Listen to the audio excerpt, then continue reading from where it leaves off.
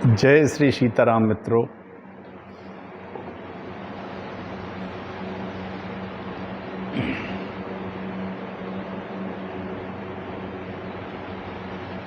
श्रद्धालु श्रोता बंधुओं, श्रद्धालु माताओं, मातृशक्ति, वंदनीय भक्तजन, वंदनीय गुरुजन, वंदनीय भारत माता के सपूतों, वंदनीय भारत की जनशक्ति। आइए आप लोगों को मैं श्रीमद् देवी भागवत की कथा सुना रहा हूँ। श्रीमद् देवी भागवत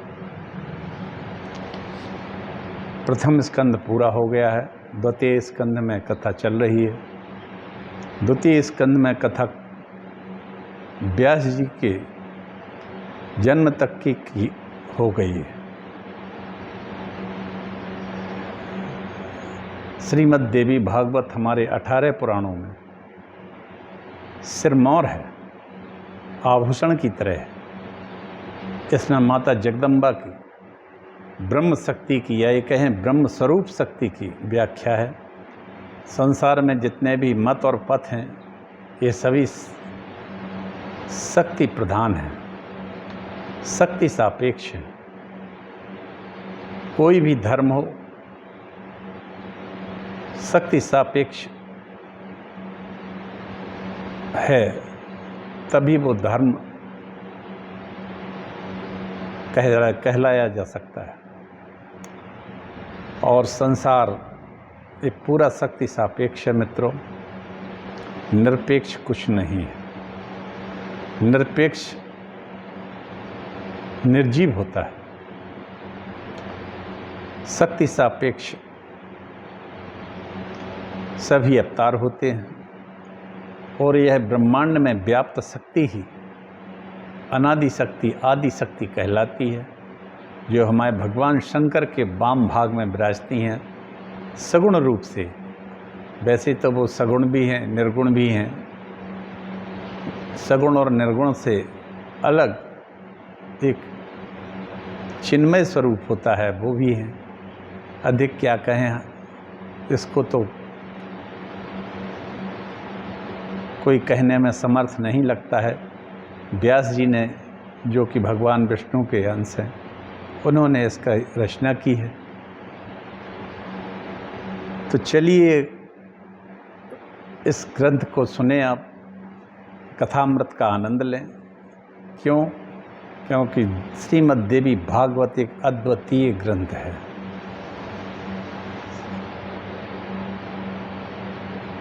इसके सुनने से लोक और परलोक दोनों ही आनंदित होते हैं और शक्ति की कृपा बनी रहती है। ऐश्वर्यम यत् प्रसादिन सौभाग्यारोग्य संपदा शत्रुहानि परो मोक्षा स्तूयते स न किम जनैः। भगवान शिव कहते हैं पार्वती से, तुम्हारी कृपा से, आपकी कृपा से आदमी को ऐश्वर्य, सौभाग्य, आरोग्य और संपत्ति सब कुछ मिल जाता है। शत्रुओं का अपने आप विनाश हो जाता है और अंत में मोक्ष प्राप्त हो जाता है, आपका धाम प्राप्त हो जाता है। फिर भी आपको लोग बाग नहीं भजते, इसमें उनकी सिर्फ मूढ़ता और मूर्खता ही है और कुछ नहीं। क्योंकि जिन चीज़ों जिनको प्राप्त करने के लिए व्यक्ति अपने जीवन भर लगा रहता है, वो तो आप सहज ही देती हैं और अंत में दुर्लभ मोक्ष अपना धाम दे देती हैं। वाह क्या बात है! शिव जी यह कह रहे हैं, सत्यम शिवम सुंदरम। सत्य ही तो शिव है, और जो शिव हैं वही सुंदर हैं, मतलब सत्य ही सुंदर है। यही शक्ति का एक स्वरूप है, जिसको परब्रह्म परमात्मा हम कहते हैं। आइए मित्रों, एक छोटा सा मंगलाचरण करते हैं और मंगलाचरण करने के बाद हम कथा को बढ़ाते हैं। नमोस्तु रामाय सा लक्ष्मणाय देव्यै च तस्यै जनकात्मजायै। नमोस्तु रुद्रेन्द्रयमानिलेभ्यो नमोस्तु चंद्राग्नि मरुद्गणेभ्यः।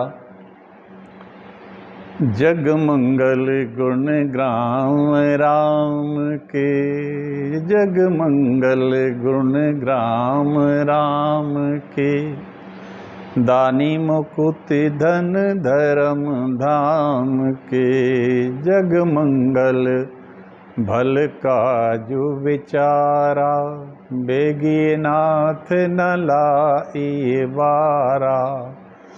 गंगा तरंग रमणीय जटाकलापम, गौरी निरंतर विभूषित वाम भागम, नारायण प्रिय मनंग मदापहारम, वाराणसी पुरपतिम भज विश्वनाथम, अच्युतम केशवम राम नारायणम, अच्युतम केशवम राम नारायणम, कृष्ण दामोदरम वासुदेवम हरिम, श्रीधरम माधवम गोपिका बल्लभम, जानकी नायकम श्री रामचंद्रम भजे। लेते सदा सुख दीन की सहज दया के धाम, जननी जनक ब्रह्मांड के, जन्म जनक जननी जनक ब्रह्मांड के, जननी जनक ब्रह्मांड के, प्रभु श्री सीताराम। इस सारे ब्रह्मांडों के जननी और जनक माता जानकी जी और राम रघुनाथ जी हैं। सीता शक्ति ही अनेक रूपों में आपको दिखाई देती हैं। यही काली है, यही महालक्ष्मी के नाम से जानते हैं, इन्हीं को गायत्री माता भी कहते हैं और इन्हीं को महासरस्वती भी कहते हैं। तो मित्रों, आइए भक्त भक्ति भगवंत गुरु चतुर नाम बपु एक, तिनके पद बंग बंदन करो ना सत विघ्न अनेक। सच्चिदानंद रूपाय ओम सच्चिदानंद रूपाय विश्वेत पत्यादि हेतवे तापत्रय विनाशाय श्री कृष्णाय वयम नमः। अखंड मंडलाकारं व्याप्तं येन चराचरं तत्पदं दर्शितं येन तस्मै श्री गुरुवे नमः। वक्रतुंड महाकाय कोटि सूर्य समप्रभा निर्विघ्नं कुरु मे देव सर्वकार्येषु सर्वदा। नमस्ते नीलकंठाय वेद से परमात्मने विश्वाय विश्वबीजाय जगदानंद हेतवे मनोजवं मारुतुल्यवेगं जितेन्द्रियं बुद्धिमतां वरिष्ठं वातात्मजं वानरयूथ मुख्यं श्रीरामदूतं शरणं प्रपद्ये। न तातो न माता न बंधुर्न दाता न पुत्रो न पुत्री न भृत्यो न भर्ता न जाया न विद्या न भृत्तिर्ममे मयि गतिस्त्वं त्वमेका भवानी। तो मित्रों, मैंने कल तक व्यास जी की उत्पत्ति के संबंध में कहा था। आज शांतनु और गंगा भीष्म और सत्यवती का आख्यान आ जाता है। ऋषिगण सूत जी से कह रहे हैं, कथा नैमिषारण्य तीर्थ में चल रही है।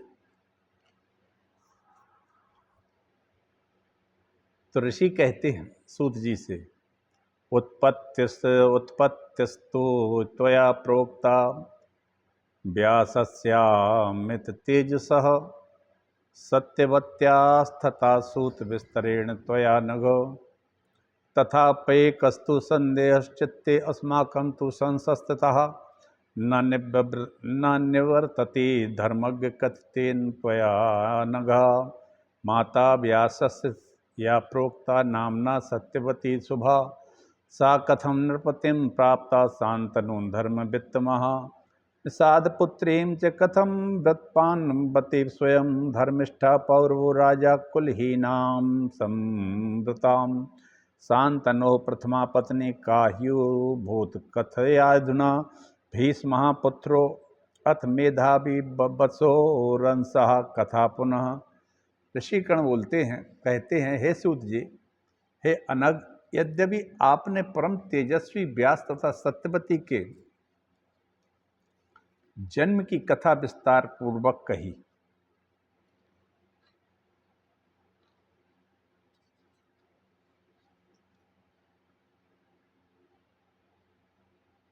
हे धर्मज्ञ, व्यास जी की कल्याणमयी माता जो सत्यवती नाम से जानी जाती हैं, वे धर्मात्मा राजा शांतनु को कैसे प्राप्त हुई? उन धर्मात्मा राजा ने उनका वर्ण कैसे किया और शांतनु की पहली पत्नी कौन थी? वसु के अंश से उत्पन्न मेधावी भीष्म जैसे पुत्र उनके कैसे प्रकट हुए, उनको प्राप्त हुए।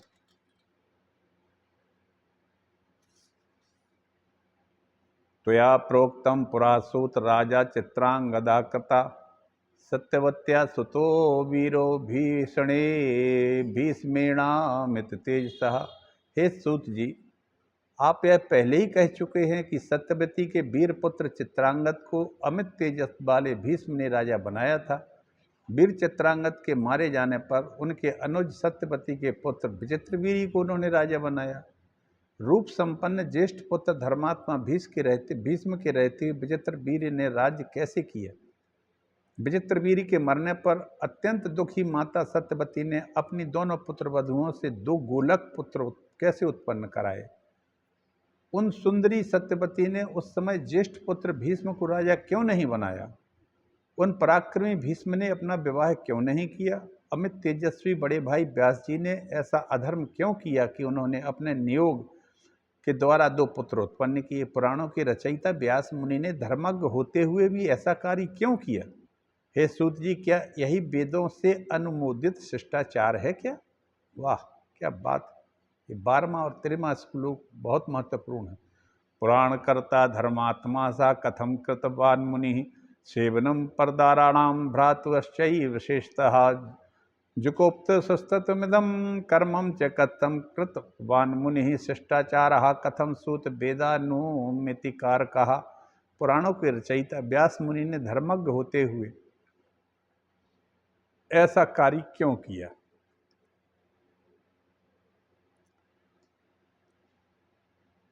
इन प्रश्नों के उत्तर हमें चाहिए, बताइए, हम सुनने को उत्सुक हैं। तब सूत जी कहते हैं, इक्ष्वाकुवंश प्रभवो महाभिष इति स्मृतः सत्यवान धर्मशीलश्चक्रवर्ती नृपोत्तमम्।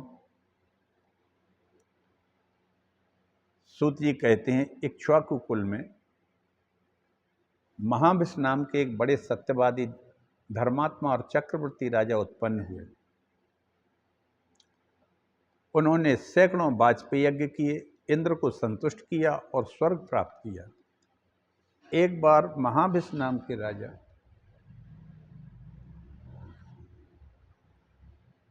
ब्रह्मलोक को गए। वहां सभी देवता भी आए थे और वहां गंगा जी भी उपस्थित थे। गंगा जी वहां आई, वो भी उस सभी सभा के बीच में बैठी थी। अनायास उनका वस्त्र उड़ जाता है और महाभिषक नाम के उन राजा की तरफ गंगा जी का ध्यान उनकी तरफ गया और उनका उनकी तरफ गया और दोनों मुग्ध हो गए एक दूसरे पर। तो ब्रह्मा जी ने श्राप दे दिया कि तुम दोनों मृत्यु लोक में जाकर जन्म लो, फिर अधिक पुण्य अर्जन करके तुम फिर स्वर्ग लोक को आ सकते हो, स्वर्ग में आ सकते हो। अब यहाँ एक ऐसा नहीं है कि महाभिष नाम के राजा जो इतना बड़े भारी योगी पुरुष थे, तो ना तो वो किसी पर आकर्षित हो सकते थे और ना गंगा जी आकर्षित हो सकते थे। इसके पीछे एक कथानक है, बहुत बड़ा कथा छिपी हुई है। क्या था, एक बार अष्टवसु सभी वशिष्ठ जी के आश्रम में आए। वशिष्ठ जी से सत्संग करने आए, उनके दर्शन करने आए और वशिष्ठ जी के पास उनकी सेवा करने आए। वहां एक नंदिनी नाम की गाय थी वशिष्ठ जी की। वो एक तरह से कामधेनु थी।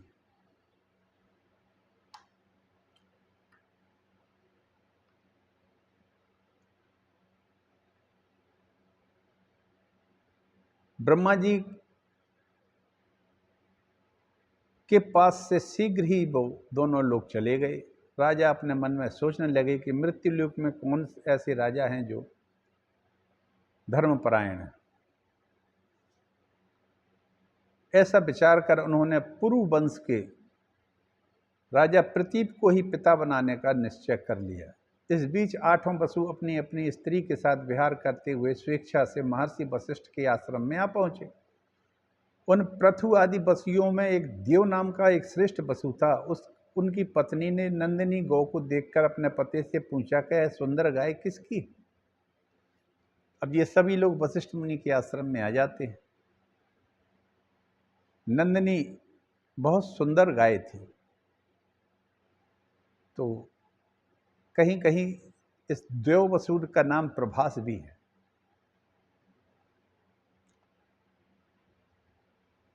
तो वसु ने कहा कि सुंदरी सुनो, यह महर्षि वशिष्ठ की गाय है। द्यौतस्ता महावशिष्ठस्य गौरियम शृणुम सुंदरी दुग्धमस्या पिबेदस्तु नारी वा पुरुषो अथवा अयुतायुर्भवेन्नूनं सदैवागति यौवनः तच्चुत्वा सुंदरी प्राय मृत्युलोके अस्ति मे सखी। उसी नरस्य राजर्षे पुत्री परम शोभना तस्या हेतुर्महाभाग संवत्साम गाम पयस्विनीम। इस गाय का जो स्त्री और पुरुष कोई भी जो दूध इसका पीता है उसकी आयु 10,000 वर्ष की हो जाती है। उस वसु ने अपनी पत्नी से कहा कि ये भगवान वशिष्ठ जी की गाय है, महर्षि वशिष्ठ की गाय है, और ये नंदिनी साक्षात कामधेनु की पुत्री है। इसके दूध को पीने से 10,000 वर्ष तक आदमी निरोग जीता है और उसका यौवन 10,000 वर्ष तक बना रहता है। तब उसकी स्त्री ने कहा कि मृत्यु लोक में मेरी एक सखी है, राजर्षि उसी नर हैं, उसकी कन्या है, मेरी सहेली है, मित्र है।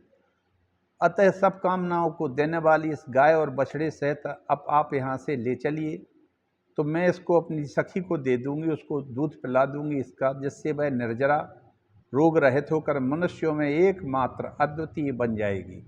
उसका वचन सुनकर उस वसु ने, देव नाम के वसु ने पृथु आदि अष्टवसुओं के साथ जितेंद्रिय मुनि का अपमान करके नंदिनी का अपहरण कर लिया। चोरी करके यह वसु नंदिनी को ले जाता है। अब वशिष्ठ जी आते हैं।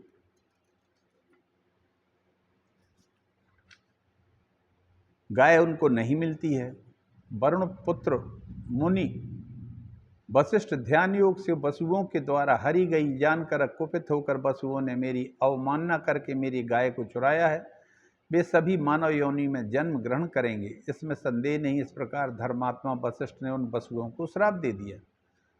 चोरी करने वाले लोग देवलोक में नहीं रहते हैं और तुम लोगों ने मेरी गाय की चोरी की है, अतः तुम लोग मृत्यु लोक में जाओ, जहाँ चोर बहुत सारे चोर रहते हैं। चोरों में ठीक है चोरों का रहना। और इस तरह से उन अष्टवसुओं को सभी को श्राप दे दिया जाता है। गलती एक वसु की थी, श्राप सभी वसुओं को, दंड सबको मिल गया। उनने हाथ पैर जोड़े, कहा कि भगवान हमने तो कुछ किया नहीं है।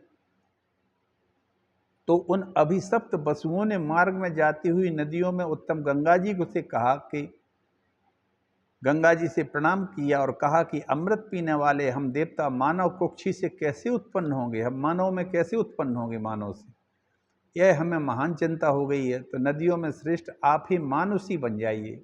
आहा, गंगा जी से प्रार्थना करते हैं बस कि आप कुछ समय के लिए मानुषी योनि में आ जाइए और हम लोगों को जन्म दीजिए, और आप शांतनु नामक एक राजर्षि हैं, ऋषि टाइप जैसे हैं, उनकी भार्या बन जाइए और हम जैसे जन्म लें तैसे ही आप अपने ही जल में हमें छोड़ दीजिए और हम स्वर्गलोक को चले आएंगे, इसमें संदेह नहीं, और हम मुक्त हो जाएंगे।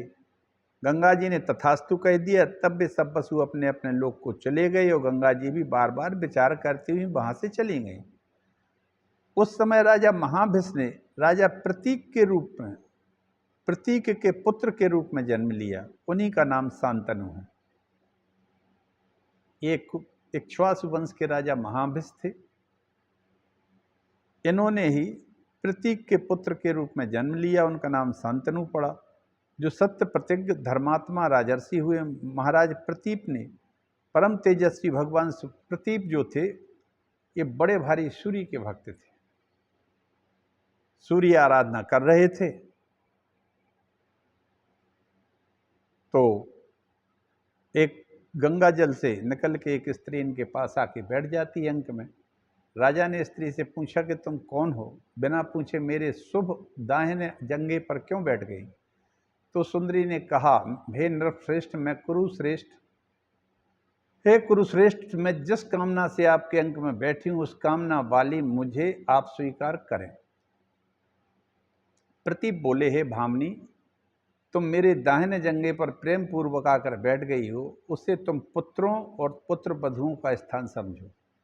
वो दाहिनी जंघा के पास बैठी थी। दाहिनी जंघा पे पत्नी का स्थान नहीं होता है, पुत्र पौत्रियों का होता है, इसलिए तुम्हें मैं पुत्र और पुत्र वधु जैसा मानता हूँ, अतः तुम मेरी पुत्र वधु हो जाओ। तुम्हारे पुण्य से मुझे पुत्र हो जाएगा, इसमें संशय नहीं। वह दिव्य दर्शन वाली कामनी तथास्तु कहकर अंतर ध्यान हो गई। उस स्त्री के विषय में सोचते हुए राजा प्रतीप भी घर चले आए। समय बीतने लगा। पुत्र के युवा होने पर बन जाने की इच्छा करने वाले राजा ने अपने पुत्र को यह समस्त पूर्व वृत्तांत कह सुनाया। प्रतीप ने अपने लड़के राजा शांतनु से सब कुछ कह दिया कि ऐसा ऐसा एक बार मेरे साथ घटा था। अतः वह सुंदरी बाला तुम्हें कभी वन में मिले और अभिलाषा प्रकट करे तो उस मनोरमा को स्वीकार कर लेना।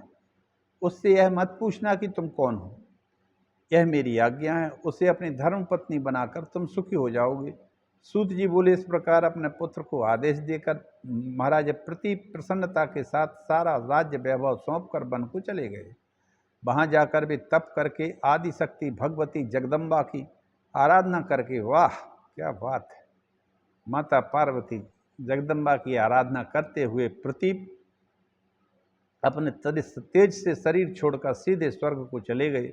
महातेजस्वी राजा शांतनु ने सार्वभौम राज्य का प्राप्त कर लिया और वे धर्मपूर्वक राज्य का पालन करने लगे। गंगा जी के द्वारा राजा शांतनु का पति रूप में वरण, 7 पुत्रों का जन्म और गंगा का उन्हें अपने जल में प्रभावित करना, 8वें पुत्र के रूप में भीष्म का जन्म होना और उनकी शिक्षा और दीक्षा।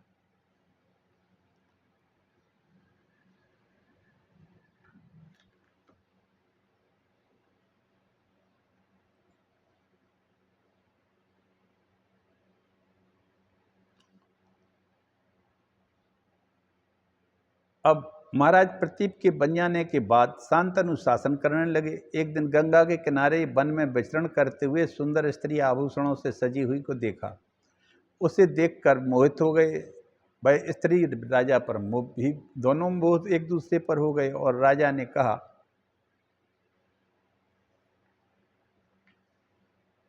पति रूप में अपने आप को, कि मुझे पति रूप में तुम स्वीकार कर लो। तो स्त्री ने कहा,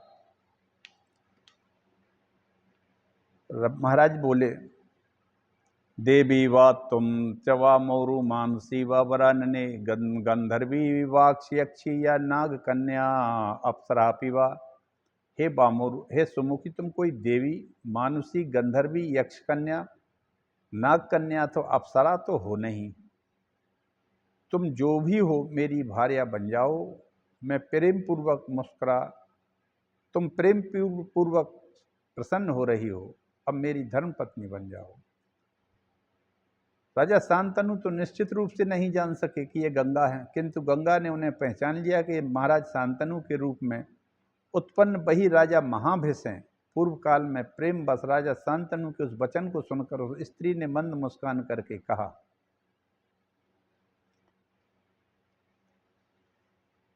यच्च कुर्यामहं कार्य शुभम वा यदि वा शुभम न निशेषाध्या त्वया राजन वक्तव्यम तथा प्रियम।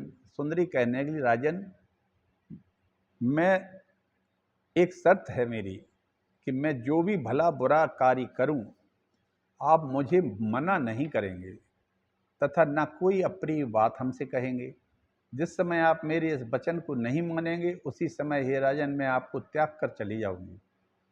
राजा शांतनु ने तथास्तु कह दिया। इस प्रकार मानव रूप में धारण करने वाली गंगा महाराज की महारानी बनकर महल में पहुंचकर विहार करने लगी।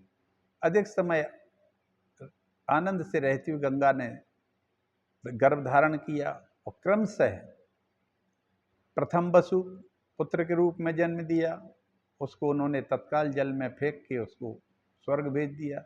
फिर दूसरा, तीसरा, चौथा, पांचवा, छठवां और सातवां, इनको सबको जल में फेंक दिया और सब सात के साथ वसु स्वर्ग को चले जाते हैं।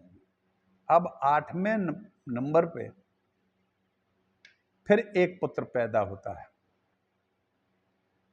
तो राजा दुखी हो गए। उन्होंने सोचा क्या पृथ्वी पर मेरा वंश स्थिर नहीं होगा, इस पापनी ने तो मेरे सातों पुत्रों को मार डाला। सूत जी कहते हैं जब 8वां बालक पैदा हुआ तो शांतनु ने गंगा से गिड़गिड़ा कर कहा, मैं तुम्हारा दास हूं, तुम इस पुत्र को जीवित मुझे दे दो, इसके बदले में जो भी मांगोगी मैं तुम्हें दे दूंगा। क्यों? अपुत्रस्य गतिर्नास्ति स्वर्गे वेद विदो विदुः तस्माद् बरारोहे प्रार्थयाम्यष्टमं सुतम। शांतनु कहने लगे, वेद विद्वानों ने कहा है कि पुत्र विहीन मनुष्य को स्वर्ग में गति नहीं होती है। इसी कारण सुंदरी अब मैं इस 8वें पुत्र के लिए तुमसे याचना मांगता हूँ। गंगा से कहा कि तुमने 7 पुत्र तो बहा दिए, ये 8वां पुत्र तुम छोड़ दो। क्यों कि अगर ये भी चला गया तो हमारी दुर्दशा हो जाएगी, बिना पुत्र के स्वर्ग नहीं मिलता है, नार की स्थिति बन जाती है। ये 8 वसु कौन थे? इनके नाम श्रीमद् भागवत के अनुसार ये हैं। पहला था द्रोण, दूसरा था प्राण, तीसरा था ध्रुव, चौथा था अर्क, अग्नि, दोष, वसु और विभा वसु। स्कंद विष्णु और हरिवंश पुराण के अनुसार आप, ध्रुव, सोम, धर, अनल, अनिल और प्रत्युष और प्रभास, ये अष्टविसु इनके नाम हैं। जे 8 वसु, इनमें से प्रभास नाम का जो वसु था वो भीष्म पितामह के रूप में जन्म लिया। उसको कोई कोई देव भी कहते हैं। यह प्रभास नाम का वसु भीष्म पितामह के रूप में किसी ने चोरी की थी, नंदिनी की। अपुत्रस्य गतिर्नास्ति स्वर्गे वेद विदो विदुः तस्माद् वरारोहे प्रार्थयाम्यष्टमं सुतम। इस 8वें पुत्र की मैं तुमसे याचना करता हूँ। राजा द्वारा विनय करने पर गंगा कहने लगी, तुमने अपना वचन तोड़ दिया है राजन। मैं गंगा हूँ, देवताओं का कार्य करने के लिए मैं मानुषी रूप में यहाँ आई थी। महात्मा वशिष्ठ ने पूर्व काल में 8 वसुओं को मानव योनि में जाने का श्राप दे दिया था। तब उन 8 वसुओं ने मुझसे माता बनने की कामना की थी। नृपश्रेष्ठ उनको वरदान देकर ही मैं आपकी पत्नी बनी। ये 7 वसु तो आपके पुत्र बनकर ऋषि के शाप से मुक्त हो गए। यह 8वां वसु आपके पुत्र के रूप में संसार में बहुत समय तक आपको सुख देगा। यह गांगेय कहलाएगा और यह पुत्र बड़ा ही बलवान होगा। अब मैं इसे लेकर वहाँ जा रही हूँ जहाँ आपको मैंने पति रूप में वरण किया था, गंगा के किनारे। वहाँ इसे पाल पोस कर युवा होने पर आपको वापस कर दूंगी। ऐसा कहकर गंगा अपने पुत्र को लेकर अंतर्ध्यान हो गई। महाराज पुत्र और पत्नी के वियोग में दुखी रहने लगे।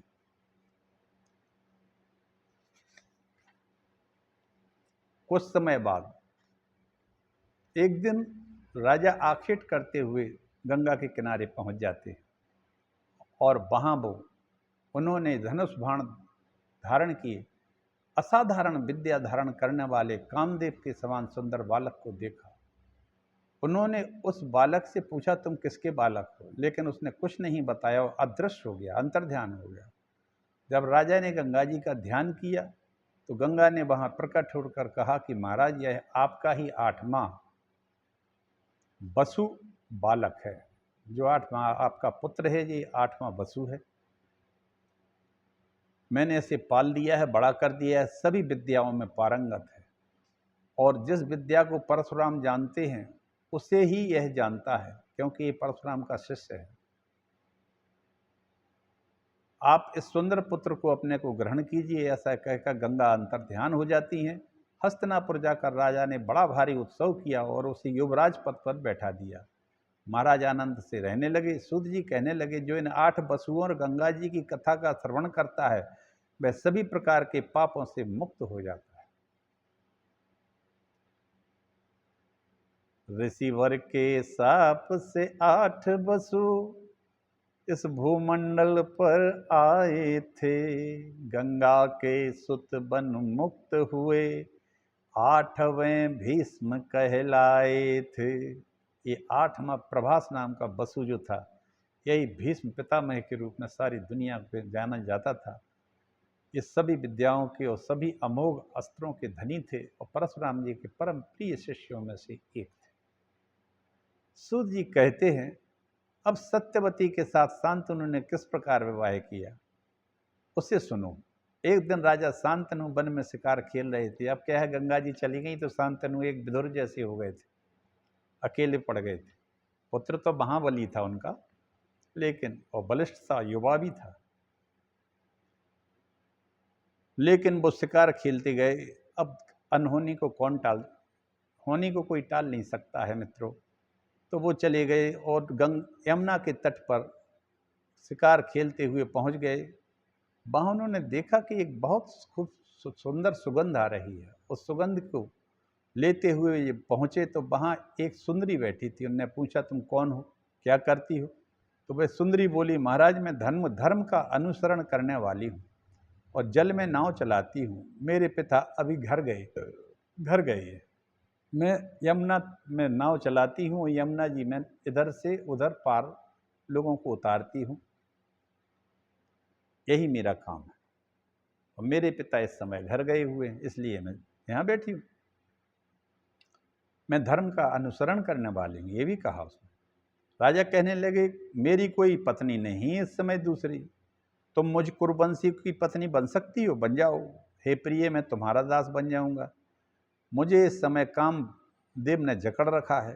राजा की बात सुनकर उस सुगंधा नाम कन्या बोली, आपने जो कहा सत्य है, परंतु मैं स्वतंत्र नहीं हूँ। मेरे पिताजी ही मुझे आपको दे सकते हैं। मेरे पिताजी आपको देने को राजी हो जाएं, तब आप मेरा पाणी ग्रहण संस्कार कर लीजिए, फिर मैं सदा के लिए आपकी हो जाऊंगी। राजन, परस्पर आसक्त होने पर भी कुल की मर्यादा तथा परंपरा का ध्यान रखकर धैर्य धारण करना चाहिए। क्या बात है, कितनी बड़ी बात कही है।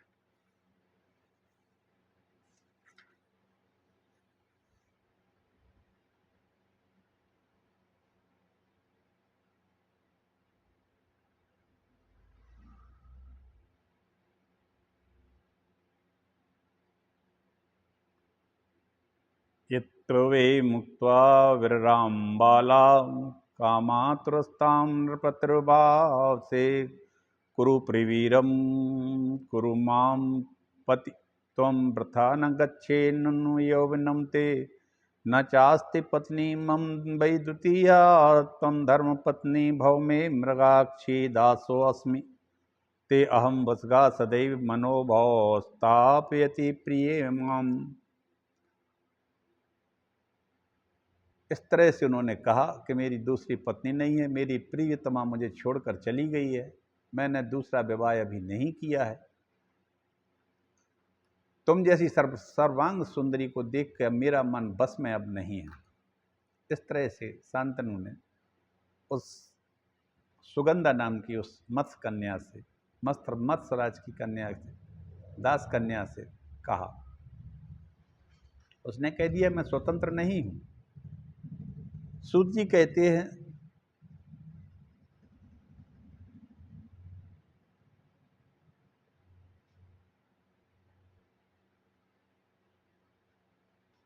अब निषाद राज के पास पहुंच जाते हैं।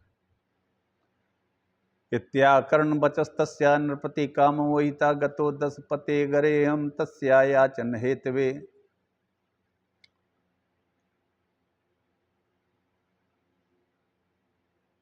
कुछ भी आसक्ति हो, पर कुल की मर्यादा का ध्यान रखना चाहिए तथा परंपरा के अनुसार धैर्य धारण करना चाहिए। ये उस सुगंधा नाम की जो निषाद दासराज की जो पुत्री थी उसने कहा।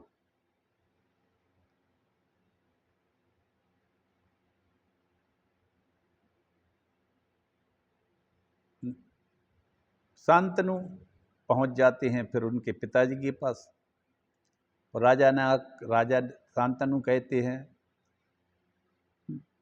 धर्म पत्नीम करिष्यामि सुता मेताम तवानग त्वया चेदिते मह्यम सत्यमे तद्ब्रवीमीते। राजा बोले, अनग आप अपनी यह कन्या मुझे प्रदान कर दो, मैं इसे अपनी धर्म पत्नी बना लूंगा, मैं सत्य कह रहा हूँ। निषाद ने कहा, महाराज यदि आप मेरे इस कन्या रत्न के लिए प्रार्थना कर रहे तो मैं अवश्य दूंगा, क्योंकि देने योग्य वस्तु तो कभी अदेय नहीं होती है। किंतु महाराज आपके बाद इस कन्या का पुत्र ही राजा के रूप में अभिषिक्त होना चाहिए, आपका दूसरा पुत्र नहीं। ये शर्त उसने रख दी निषाद राज ने, दासराज ने। कन्या रत्नम मदीयम चेदत्वं प्रार्थयसे नृप दातव्यम तु प्रदास्यामि न तुदेयम कदाचन तस्या पुत्रो महाराज त्वदन्ते पृथ्वीपति सर्वथा चाभिषेक्तव्यो नान्य पुत्रस्तवेति वही। निषाद की बात सुनकर राजा शांतनु चिंतित हो उठे। उस समय मन में भीष्म का स्मरण करके राजा कुछ भी उत्तर न दे सके। अब दासराज ने जब ये कहा कि शादी तो मैं इसकी सत्यवती की, जिसको सुगंधा नाम दिया गया है यहाँ, करे देता हूँ, लेकिन इसका पुत्र ही राजा बनेगा इस देश का, इस आर्यावर्त का, विशाल महान साम्राज्य का, और कोई नहीं। अब कैसे? शांतनु के तो पुत्र महाबली भीष्म थे ही, तो उनका ध्यान रख के वो चुपचाप हो गई। और कामातुर राजा चिंतित राजा राजमहल में आ गए। उन्होंने घर जाने पर ना तो स्नान किया, ना भोजन किया, ना शयन किया, उनको काम ज्वर लग गया था। ये स्थिति है साहब इस काम ज्वर की। पुत्र भीष्म सा असाधारण, असाधारण बलिष्ठ, असाधारण विद्वान। क्यों कि महाभारत में भीष्म के जाने के बाद विद्वान लोगों की घोर कमी आ गई। प्रकांड विद्वान थे भीष्म पितामह, और भगवान के अनन्य भक्त थे भीष्म पितामह, दृढ़ प्रतिज्ञ थे भीष्म पितामह। भीष्म पितामह में ऐसी एक भी ऐसी चीज नहीं थी जो ना हो, सद्गुणों वाली। बस एक जगह वो गलती हो गई थी उन पर कि दुर्योधन का अपनी प्रतिज्ञा के कारण, राज्य का रक्षण करने के कारण वहाँ उनका भोजन किया। उससे बुद्धि ऐसी हो गई कि उन्होंने द्रौपदी का चीरहरण देख लिया था। यही पाप उनके जीवन में एक रहा, जो 58 दिन बाणों की सैया पर रह के उनने मुक्ति पाई उससे। ये कथा महाभारत से आती है। तब फिर क्या कहते हैं वो? तो भीष्म का ध्यान करके कुछ भी ना कह सके। क्यों कि अब क्या सोचे, और काम ज्वर के कारण उन्होंने ना भोजन किया, ना स्नान किया, और चिंताग्रस्त रहे। अब राजा शांतनु की इस दशा को देखकर देवव्रत गंगा पुत्र भीष्म ने पूछा, देवव्रत नाम था इनका, भीष्म तो बाद में नाम पड़ा, पिताजी आप अपनी जो चिंता है मुझसे कहिए। जो पुत्र पिता की चिंता नहीं मिटा सकता वह तो पुत्र कहलाना जो पुत्र पिता की चिंता नहीं मिटा सकता वो तो पुत्र कहलाने का अधिकारी ही नहीं है। ये कहा भीष्म ने, गंगा पुत्र देवव्रत ने, कि आप चिंतित क्यों हैं, आप मुझे बताइए, क्योंकि इस दुनिया में ऐसी कोई चीज़ नहीं है इस ब्रह्मांड में जो हमारे द्वारा प्राप्त नहीं की जा सके। इसलिए आप मुझे बताइए कि आप चिंतित क्यों हैं। और आप चिंता अगर कोई पुत्र पिता की ना मिटा सके तो वो तो पुत्र कहलाने का अधिकारी ही नहीं है, वो तो फिर एक बोझ है। चलिए मित्रों, आज मैं अपनी वाणी को यहीं विराम देता हूँ। कल आगे की कथा कहेंगे। बहुत कथा सारगर्भित है। और गंगा पुत्र देवव्रत जो बाद में भीष्म नाम से हुए, एक चोरी के कारण, छोटी सी चोरी गाय की थी, उसका उनको कितना दुष्परिणाम भोगना पड़ा। इसीलिए कहते हैं कि ये काम नहीं करना चाहिए। और आज तो क्या है भगवान सब लोग जानते हैं। इसीलिए तो वशिष्ठ ने कहा था कि जाओ पृथ्वी लोक में चोरों के बीच में रहो प्रभास, तुमने चोरी की है। और चोरी मृत्यु लोक में धरती पर चोरी आदमी करते हैं। चलिए कथा आगे बढ़ती है, कल आगे की कथा कहेंगे। आप लोगों का कल्याण हो, भगवती महाशक्ति आप सबकी रक्षा करें, देश की रक्षा करें, हमारे पूरे जनशक्ति की रक्षा करें, सबको भगवान की भक्ति प्राप्त हो। हर हर महादेव, हर हर महादेव। जय जगदम्बे।